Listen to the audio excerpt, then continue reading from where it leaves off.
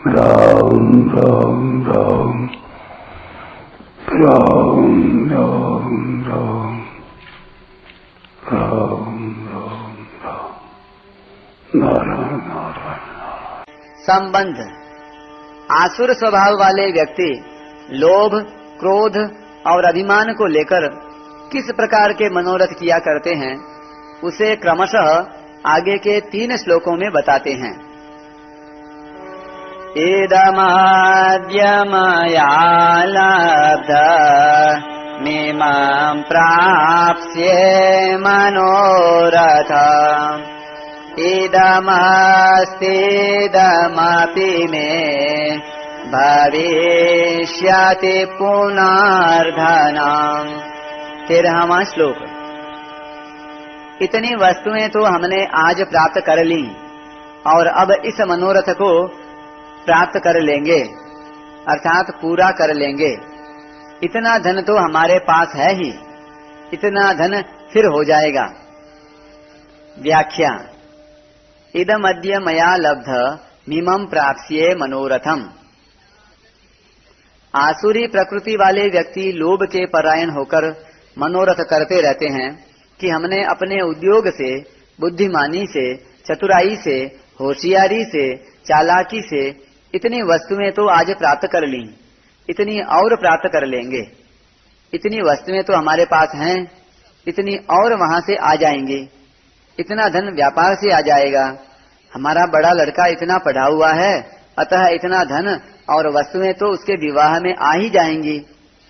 इतना धन टैक्स की चोरी से बच जाएगा, इतना जमीन से आ जाएगा, इतना मकानों के किरायों से आ जाएगा, इतना ब्याज का आ जाएगा।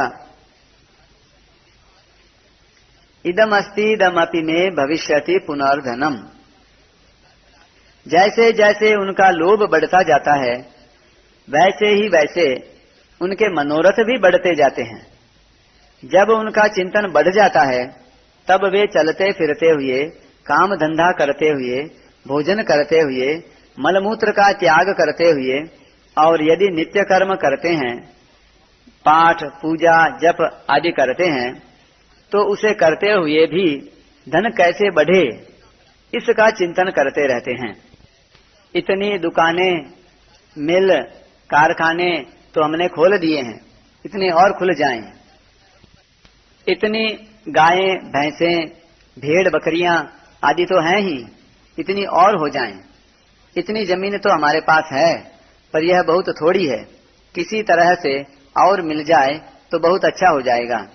इस प्रकार धन आदि बढ़ाने के विषय में उनके मनोरथ होते हैं।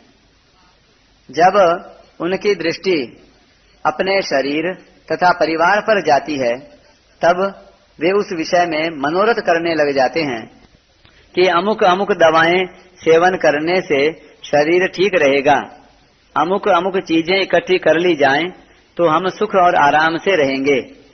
एयर कंडीशन वाली गाड़ी मंगवा लें जिससे बाहर की गर्मी न लगे। ऊन के ऐसे वस्त्र मंगवा लें जिससे सर्दी न लगे। ऐसा बरसाती कोट या छाता मंगवा लें जिससे वर्षा से शरीर गीला न हो।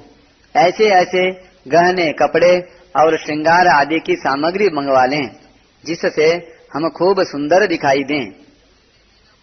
ऐसे मनोरथ करते करते उनको यह याद नहीं रहता कि हम बूढ़े हो जाएंगे तो इस सामग्री का क्या करेंगे और मरते समय यह सामग्री हमारे क्या काम आएगी। अंत में इस संपत्ति का मालिक कौन होगा? बेटा तो कपूत है, अतः वह सब नष्ट कर देगा। मरते समय यह धन संपत्ति खुद को दुख देगी। इस सामग्री के लोभ के कारण ही मुझे बेटा बेटी से डरना पड़ता है और नौकरों से डरना पड़ता है कि कहीं ये लोग हड़ताल न कर दें।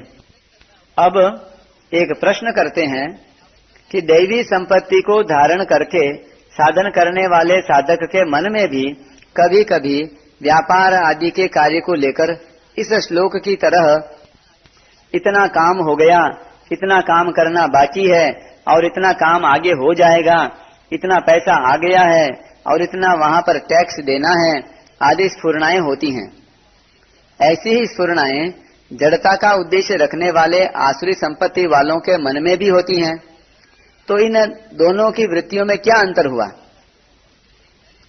तो इस प्रश्न का उत्तर यह है कि दोनों की वृत्तियां एक सी दिखने पर भी उनमें बड़ा अंतर है।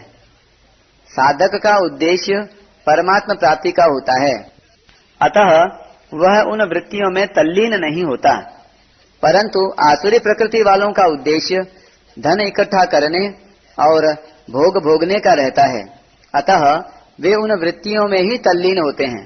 तात्पर्य यह है कि दोनों के उद्देश्य भिन्न भिन्न होने से दोनों में बड़ा भारी अंतर है। परिशिष्ट भाव।